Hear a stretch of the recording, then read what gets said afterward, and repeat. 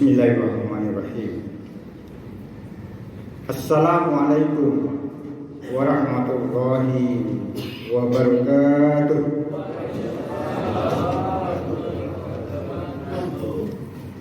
Terima kasih Bapak-bapak, Ibu sekalian yang telah menjawab salam dari saya. Alhamdulillahilladzi khalaqal insana fi ahsani taqwim wa khalaqas samawati wal ardh wa ja'ala adh-dhulumati wan nur thumma alladhina kafaru bi rabbihim ya'dilun. Asyhadu an la ilaha illallah wa asyhadu anna Muhammadar Rasulullah. Hasbunallah wa ni'mal wakil, ni'mal maula wa ni'mal nasir, wa la haula wa la quwwata illa billah. Yang kami hormati, kami muliakan Bapak Imam, Bapak-bapak, Ibu-ibu jamaah salat subuh yang insyaallah dimuliakan, dirahmati dan dicintai oleh Allah Subhanahu wa taala. Amin ya rabbal alamin.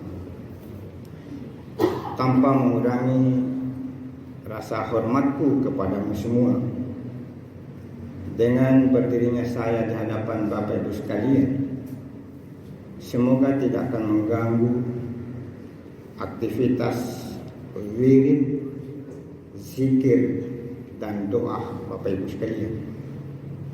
Karena kita sudah terlanjur menganut aliran kalam atau teologi Asy'ariyah yang biasa kita dengar adalah aswaja Ahlus Sunnah wal Jamaah. Karena cara sholat kita adalah selesai sholat biasa kita wirid, zikir dan berdoa.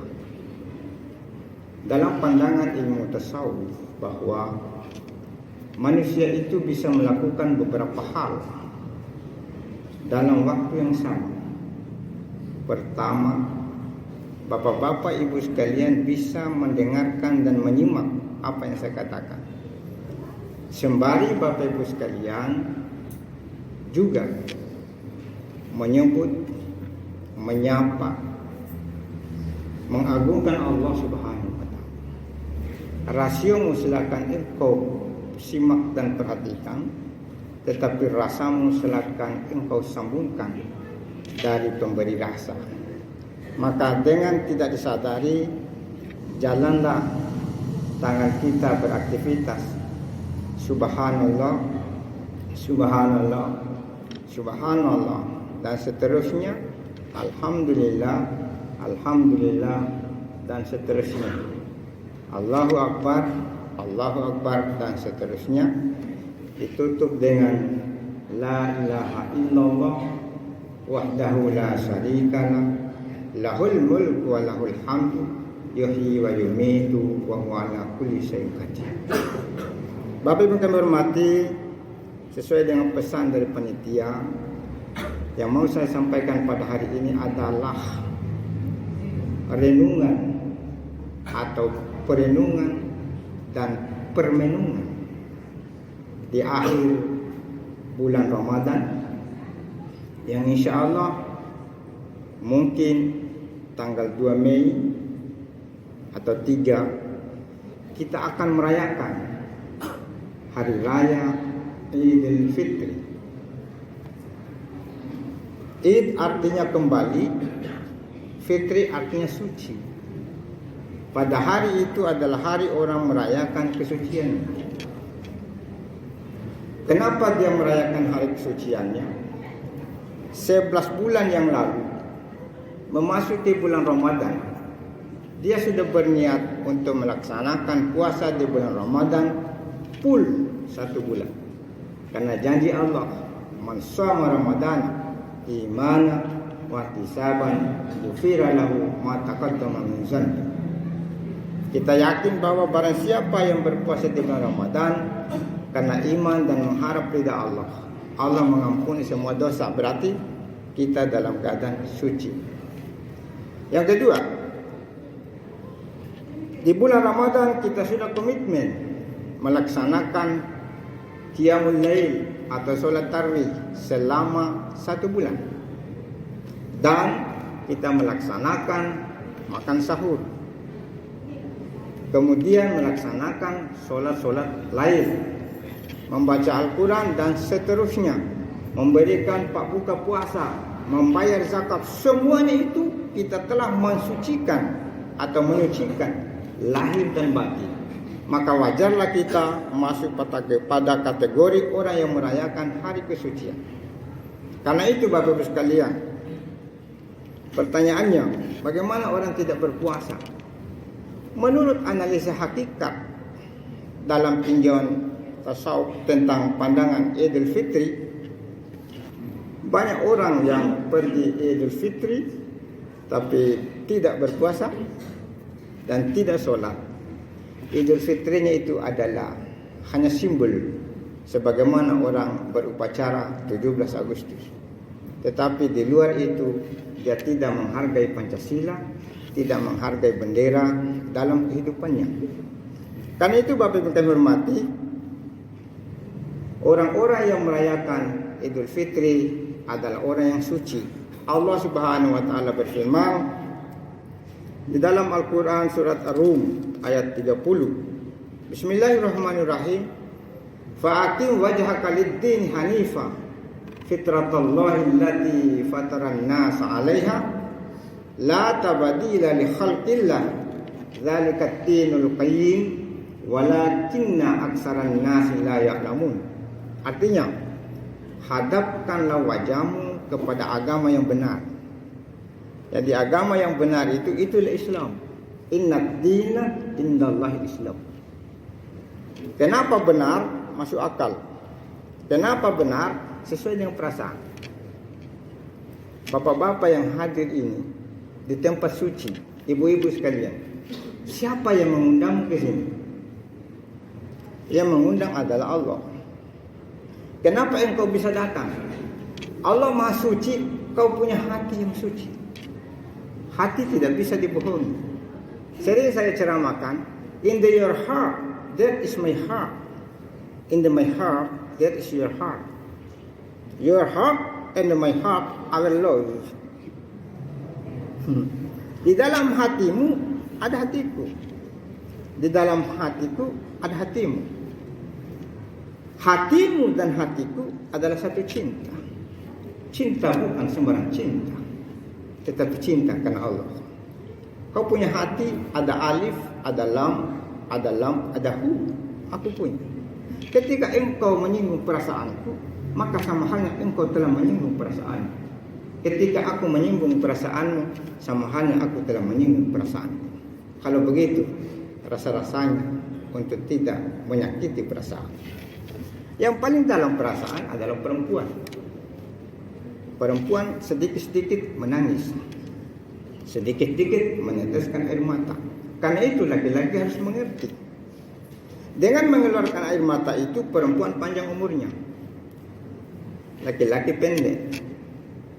Hampir rata-rata kebanyakan laki-laki yang duluan mati daripada istri. Makanya antara Rasulullah SAW, peliharalah janda-janda. Jarang itu disebut peliharalah duda-duda. Karena bapak-bapak jarang menangis. Banyak beban di kantor bawa ke rumah. Apalagi kalau istri keras. Kita baru mau masuk sudah dimarahi, beban lagi. Mau pergi ke kantor, beban lagi. Macet di jalan, beban lagi. Akhirnya tidak lama, pusing. Setelah pusing, ya stres. Setelah stres, ya stroke. Setelah stroke, ya stop. Bapak Ibu sekalian, tanpa mengurangi, kalau sudah ada bos datang, kasih tahu saja. Ya. Baik. Menurut ilmu kesehatan, bahwa laki-laki itu kurang mengeluarkan racun. Dialah yang menyimpan racun ke dalam perasaan perempuan. Ya. Racun apa? Setiap orang menangis itu mengeluarkan toksin. Toksin itulah racun beban perasaan. Nanti kita laki-laki menangis kalau Idul Fitri, Idul Adha. Kenapa? Di Idul Fitri itu Bapak Ibu sekalian, kita sadar akan suci. Pasti nanti itu kita meneteskan air mata. Kenapa? Ya Allah, bulan yang Engkau kirim, ketika datang kami bahagia dan gembira menyambutnya. Karena bulan itulah yang mensucikan perasaan jiwa kami dari dosa-dosa. Tapi kenapa Engkau mengambil kembali? Mungkinkah kami ini bisa ketemu di bulan tahun depan? Karena itu semua orang akan meneteskan air mata.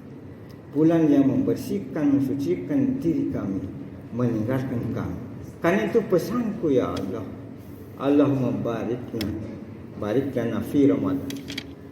Pertemukanlah saya bulan Ramadan yang akan datang. Karena kita tidak tahu siapa di antara kita ini yang masih bisa menyambut bulan Ramadan tahun depan. Karena itu kesempatan terakhir Bapak Ibu yang kami hormati, kita melakukan itikaf. Dan itikaf itu bukan hanya di akhir Ramadan, tetapi boleh juga di luar Ramadan. Kita lama-lama di masjid, setelah sholat subuh, batal air wudhu, berwudhu lagi.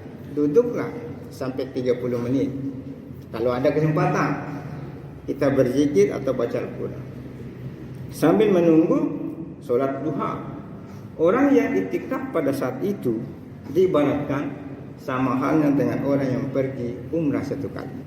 Karena itu Bapak Ibu sekalian, tidak menyiapkan waktu, masih ada beberapa hari. Bapak Ibu kami hormati, terakhir, apa yang harus dilakukan di luar Ramadan? Menurut pakar bahwa Ramadan ini adalah madrasah ruhaniyah, pendidikan rohani. Pertama, kita disuruh niat untuk makan sahur. Karena niat ini harus dibawa keluar setelah Ramadan. Ganti dengan puasa sunnah. Pak, Bu, kalau mau sehat, puasa makan. Insya Allah dokter banyak nganggur. Betul. Tapi kalau mau sibuk dokter, makan kesembarangan.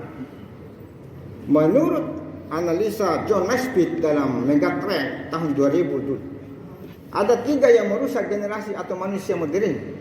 3F: food, fun, fashion. Food, makanan. Kita punya makanan, sudah dibilang itu orang Thailand backsnatcher, kembali ke alam. Kita sembarang makan. Sudah makan coto panas, minta lagi air dingin, rusak lagi gigi.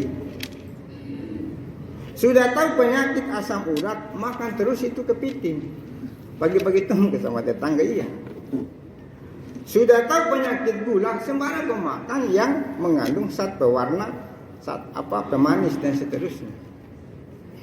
Tidak bisa kau makan jantung pisang, daun kelor, daun paria, daun ginseng, daun-daun yang tidak pernah diracun. Manusia modern penuh dengan racun. Pergi ke kopi, garuk kop supaya bisa begadang. Racun itu. Racun dalam hal menunda waktu tidur. Padahal waktu tidur itu cepat kau tidur supaya cepat kau bangun. Tapi karena orang lambat tidur, lambat kami bangun, itulah penyakit jantung. Karena itu Bapak Ibu sekalian, di dalam puasa itu mengatur makan dan minum. Jangan minum minuman yang tidak sesuai dengan kata hati. Wah, kayak anak muda sambil pegang rokok, tangan kanannya Coca-Cola. Mengapa nak minum Coca-Cola? Coca-Cola itu menurut penelitian Jerry DeGray, mualaf dari Amerika, itu dipakai cuci WC, Pak. Tapi jangan kesini yang menjual.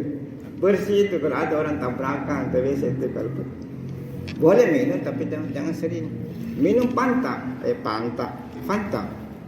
Itu Fanta kan sebenarnya warna putih, cuma dikasih pewarna. Masih ada buah naga, kan? Masih ada itu daun pandan. Kenapa tidak bisa dicari, diminimalisirkan?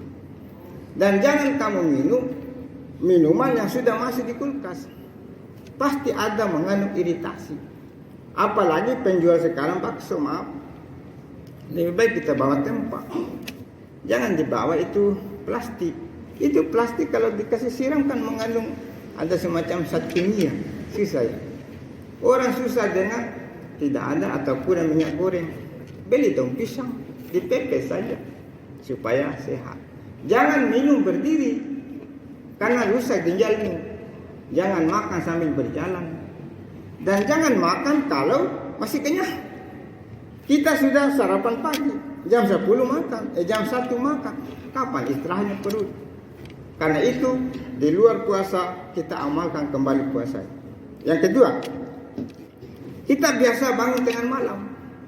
Itu anak-anak dulu kalau waktu kita bayi semua tuh, ya. Kapan dia bangun? Rata-rata jam 3. Dia minta nete ASI. Bapaknya ngorok, mamanya yang bangun. Sebenarnya anak mengatakan begini, Bapak, yang bukan ngorok, Pak. Ini sudah seperti jam malam. Saya minta minum ASI dan mau pipis, bangun kok. Jangan cuma mama. Rata-rata bapak kalau sudah besar-besar ke anaknya, mamanya semua. Bang, mau minta ASI itu.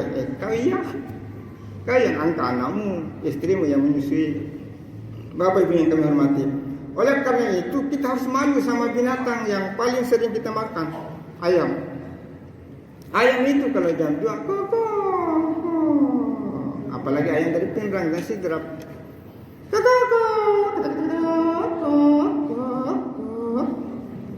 Apa maksudnya? Saya kan dosen filsafat, Pak. Jadi saya suka main filsafat itu.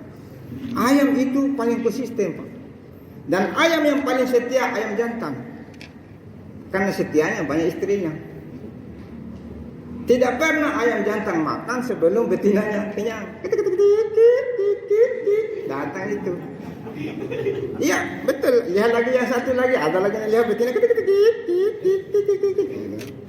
Saya bilang ini ayam agak rewa. 30 menit sudah enam betinanya. Saya ini 21 tahun baru satu betinanya.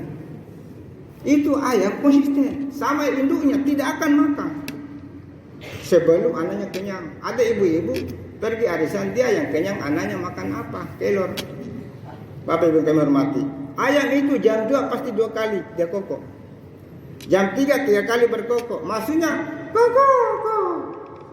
Abdullah, bangunlah. Tidak baik seorang hamba tidur. Karena perintah Allah, wa minal laili fatahajjada bihi nafilatan lak asa ayyab'atsaka rabbuka maqaman mahmud. Di sepertiga malam Pak Abdullah, bangunlah kamu untuk sholat. Karena dengan sholat tahajud itu Allah akan mengangkat derajat. Pak, Bu, kalau ada suami itu susah diatur, sholat maghrib tengah malam, atau istri susah diatur. Saya tidak usah mau dipak. Saya tidak pernah pacaran. Saya ketemu istri itu di Sopeng. Kenapa saya jatuh cinta langsung minta menikah? Ternyata dalam perjalanan rumah tangga susah belum bisa ketemu karena saya orang filsafat, dia orang bukan filsafat, guru. Lamanya itu, Bang. Saya bilang, bubar ke ini. Cemburunya tinggi sekali itu perempuan. Nah caranya saya minta kepada Tuhan, saya tidak minta sama tetangga. Ya Allah, kembalikan perasaan istriku sebagaimana dia memandangku di waktu cinta pertama. Langsung. Kalau tidak, ya Allah berilah petunjuk daripada aku sengsara sudah 2 tahun, supaya saya juga bisa berubah dan dia bisa berubah. Mungkin ada yang lebih baik daripada ini. Wah, didengar sama istriku. Kita mau menikah lagi ya. Kalau ada masalah ya menikah ya, fotokopi ya, mau di apa? Daripada menjalani kehidupan yang penuh dengan derita dan sengsara, ya, marilah kita berhenti. Alhamdulillah sampai sekarang saya sangat mencintai istri. Banyak sekali mahasiswa suka, tapi ya begitu. Kita mau di apa? Apalagi teman-temanku yang sudah tidak ada suaminya, dia bilang, bagusnya kita Pak Abdullah, ya andai kan bisa saya doakan, tapi susah. Aku tidak mau menyakiti perasaan perempuan. Karena perempuan itu ibu kandungku. Perempuan itu ibu kota Makassar. Dan perempuan itu ibu Pertiwi. Karena itu syukur ini kita punya wali kota, wakil wali kota perempuan, supaya mengangkat derajat. Jangan kamu menyakiti perempuan. Tidak ada beliau kan? Supaya mendengar tuh. Kalau kamu menyakiti perempuan, engkau telah menyakiti perasaan Tuhan. Karena suara perempuan adalah suara Tuhan. The fox woman is the fox dia. Suara perempuan adalah suara Tuhan. Tapi kalau cerewet sekali, the fox woman is the fox satanic. Suara perempuan menjadi suara setan. Ya, sekarang itu kata perempuan itu adalah kiasan. Ya, karena di dalam diri Allah itu, Pak, menurut ilmu tasawuf ada dua sifat. Satu feminin, dua maskulin. Feminin itulah yang nampak pada Nabi Isa alaihissalam. Nabi Isa itu lambang keindahan, lambang kebaikan, lambang kesejukan Tuhan. Kalau ada perempuan jarang sekali marah, Nabi Isa itu. Kalau ada laki-laki tidak pernah emosi, Pak. Mohon maaf, apalagi dari militer, tidak pukul-pukul orang. Begitu saja. Kalau langsung kipas, pak, kipas dulu baru bertanya. Itu sifat maskulin, sifatnya Nabi Musa, Pak. Nabi Musa itu, maaf, banyak-banyak di kalangan polisi dan militer. Kalau salah, tak, gitu. Kalau salah, gitu kan, melanggar. Karena Nabi Musa itu sifat ketegasan Allah, sifat aziznya Allah. Untuk sempurnanya Allah ini, maka terpadulah sifatnya Nabi Musa dengan Nabi Isa menjadi kamilah, jamaliyah, jalaliyah. Kalau ada namanya Jamal, koro-koroan, ganti namanya jadi Jalal. Kalau ada Jalal, sabar orangnya, ganti namanya Jamal. Kalau ada namanya Muhsinin, tapi suka cemburu, ganti namanya Musyrikin. Iya, karena Muhsin. Ada itu yang apa namanya ini, presbang di Jalan Melino, Pak. 5 orang anaknya meninggal semua. Anak pertama namanya Muslimin, mati. Anak kedua yang namanya Mukminin.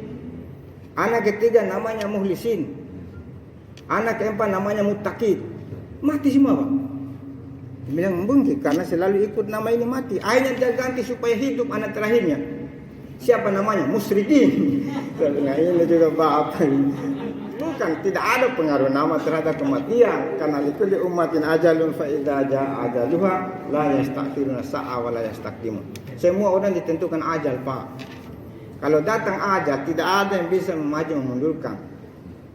Ini mungkin ada tahun depan yang meninggal yang saya tidak minta. Mungkin saya, tapi mudah-mudahan jangan dulu lah ustaz tuh. Kalau meninggal ustaz nanti takziah siapa yang ceramah? Jadi kalau pensiun, Pak, ganti ke profesi sekarang. Yang sudah mau pensiun, jadilah ustaz. Insyaallah lama meninggal.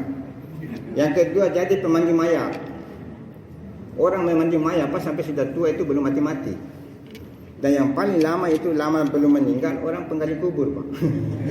Karena memang penggali kubur itu kalau mati penggali kuburnya siapa yang menggali kubur? Ya karena itu kepada yang terhormat yang sudah mau pensiun jadilah penggali kubur kalau mau panjang umur. Itu apa lucu ya. Oke, baik Bapak yang kami hormati. Sampai di mana tadi ceramah? Ya. Jadi kamilah kesempurnaan. Kalau ada, coba lihat hidup ini realitas, Pak. Lagi berapa menit? Nah, belum ada, Bos. 1. Kalau istri cerewet, pasti suaminya sabar. Percaya tidak? Cari di rumah tangga masing-masing. Kalau suaminya cerewet, pasti istrinya sabar. Rata-rata istri Ustaz Muhammad 90% istri Ustaz cerewet. Kalau cerewet suaminya diam. Kenapa? Ada keseimbangan. Kalau sama-sama cerewet, bubar rumah tangga. Lihat begini. Suaminya dermawan, istrinya irit. Sama-sama kikir, langganan rumah sakit Grestelina. Stella Maris. Kalau dua-duanya dermawan, tidak ada isi dompetnya, tapi panjang umurnya. Karena itu Bapak Ibu yang kehormati, inilah kesempurnaan. Iya. Kalau besar istrinya, kecil suaminya, Pak. Ya, kalau sama-sama kecil, dah keluar anak. Nah ini contoh saja. Makanya saya cari istri yang besar. Iya, saya besar istriku. Biasa nak bonceng komandan. Wah, ditahan sama polisi di perbatasan. Gue, dia bilang, ini anaknya ibu ini tidak pakai helm, sudah besar. Saya bilang, bukan anaknya, Pak. Anaknya, suamiku. Ini dia Pak polisi dan lihat dokter ini sembarang. Iya, terusnya memang tidak pakai celana panjang karena mau pergi ke menteri. Nah bilang kan dibonceng kan tersembunyi di belakang itu bagusnya besar istri, Pak. Insya Allah anak besar. Saya punya anak itu kayak gajah-gajah besarnya dia. Saya yang kecil. Itulah suami yang berhasil ya. Ya. Kalau mau mencari jodoh jangan dicari yang di bawah tak, cari yang di atas ya. Jangan juga terlalu besar nanti setengah mati masuk di rumah. Ya. Baiklah teman-teman. Yang terakhir, apa yang kita lakukan di Ramadan tadi adalah memberi. Wa fi amwalihim haqqul lisa'ili wal mahrum. Bu, Pak, pengalaman. Ada di dalam hartamu itu ada hak orang yang minta dan tidak. Dibawa keluar nanti setelah Ramadan. Ada seorang ulama sudah koma, bilang dokter tidak ada harapan, tapi masih ada kata hatinya. Dia bilang, wahai kemenakan, pergi ambil uang di bawah bantalku itu 700.000. Kau bagi sepanjang jalan, mulai dari perbatasan gua sampai lewat Al-Udin. Kasih habis itu uang 700.000. Apa yang terjadi, Pak? Tidak percaya. Langsung sembuh itu bapak. Pak Kiai itu. Dia minta pulang. Dokter itu betul-betul bingung. Tadi sudah ada vonis, tidak ada harapan. Karena kok main? Belum titik. Jadi selesai pembagian uang sembuh. Contoh yang lain, saya ini. Saya setengah mati karena terlalu banyak padat acara. Kayak mau pingsan. Ada uang 50.000. Saya pikir kalau saya kasih keluar pecah banku mobilku di jalan, tidak bisa lagi nanti di mana uang. Tapi kupikir kata Sufi, jangan kamu berpikir apa yang kamu keluarkan itu akan kamu rasakan sesaat. Saya kasih keluar 50.000, apa terjadi? Sehat walafiat. Jadi kalau sakit ibu kasih keluar uang. Betul. Tidak percaya tanya Allah. Betul itu. Iya. Karena orang tua kita bilang begini, anakku, berilah. Ini percaya. Dengan memberi engkau akan kaya. Tetapi jangan memberi dengan tidak memberi engkau miskin. Tidak percaya. Insya Allah kita coba. Tapi jangan beri istri. Maksudnya, jangan beri istri ke orang. Maksudnya sumbangkan uang. Kalau ada uang setiap bulan, gaji suami minta 7 juta, kasih keluar 0,5%. Insya Allah. Kalau simpan, itulah yang menjadi penyakit langganan dokter. Habis. Bapak Ibu kami hormati. Yang paling terakhir adalah di Idul Fitri itu ada namanya halal bihalal. Halal itu artinya boleh, bi dengan halal boleh, boleh dengan boleh. Bayangkan di bulan Ramadan makanan yang halal diharamkan. Istri yang halal Pak diharamkan. Mudah-mudahan Bapak tidak sembarang. Jangan sembarang itu kalau puasa. Saya itu selama puasa penuh tidur sendiri. Termasuk malamnya saya pakai batas. Wahai istriku, bukan karena aku kurang mencintaimu. Bila engkau menyentuhku, maka batallah aku untuk melaksanakan sholat tahajud. Karena ini juga bagian dari tahajud. Iya. Maka mengertilah istriku, kan masih ada waktu. Ada seorang sufi tanpa mengurangi rasa hormat kita semua. Dia jarang tidur bersama istri kalau malam-malam tertentu. Karena kalau tidur Pak pasti mandi tengah malam, pasti. Kalau mandi tengah malam, capek, tidak bisa sholat tahajud. Ya makanya buka Arab saja. Tahu buka Arab atau? Tahu buka Arab. Pas buka puasa, buka tomat ya. Iya. Supaya nanti banyak mandi dan seterusnya. Ini kan hidup bagi kita yang sudah menikah, ya. Bapak Ibu kami hormati. Di silaturahim itu Bapak Ibu sekalian, kita melalui HP, melalui WA dan seterusnya. Yang intinya adalah silaturahim yang paling bagus pasibun tulu. Apa bahasa Makassar? Saya orang Bima jadi ketemu. Dan jabat tangan itu Pak, lihat wajahnya. Jangan jabat tangan begini. Bagaimana menyambungkan perasaan cintaku padamu? Sang pimpinanku di kampus UI, sementara jabat tangan, dia kasih begini kepalanya karena sibuk dia bicara sama orang lain. Saya pegang terus tangannya. Dia bilang, kenapa Pak itu? Tataplah wajahku. Ketika engkau menatap wajahmu di dalam wajahku, engkau tidak melihat dirimu, engkau melihat aku di dalam matamu. Betul. Yang belum menikah, kalau mau lihat perempuan, jangan sembarang ngomong, lihat wajahnya. Ini ilmu ini. Baca surat surat An-Nur ayat 35. Nurun ala nur, yahdillahu li nurihi may yasha. Assalamualaikum. Betul. Maaf, kalau istri tak marah-marah atau suami, baca itu. Toh jangan. Believe, swear. Saya sering amalkan itu.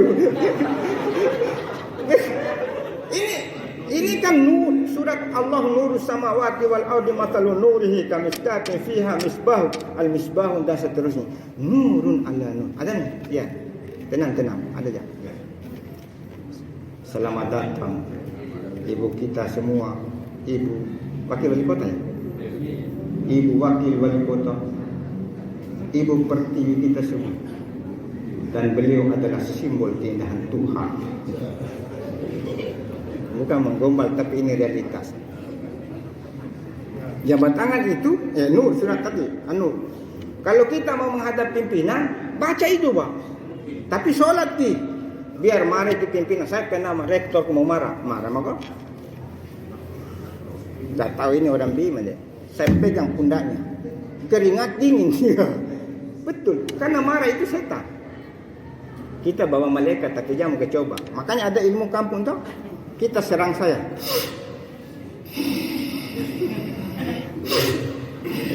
Iya Pak. Tapi jangan coba sebentar kan sudah. Baik, terima kasih Bapak Ibu sekalian. Selamat datang sekali lagi Ibu Wali Kota kita, Wali Kota Makassar.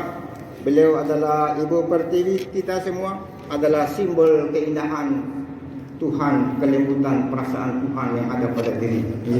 Bapak Ibu kami hormati, terima kasih atas segala perhatian tak. Mohon maaf mungkin ada hal yang tidak berkenan di hatimu semua. Billahi taufiq wal hidayah. Wassalamualaikum warahmatullahi wabarakatuh.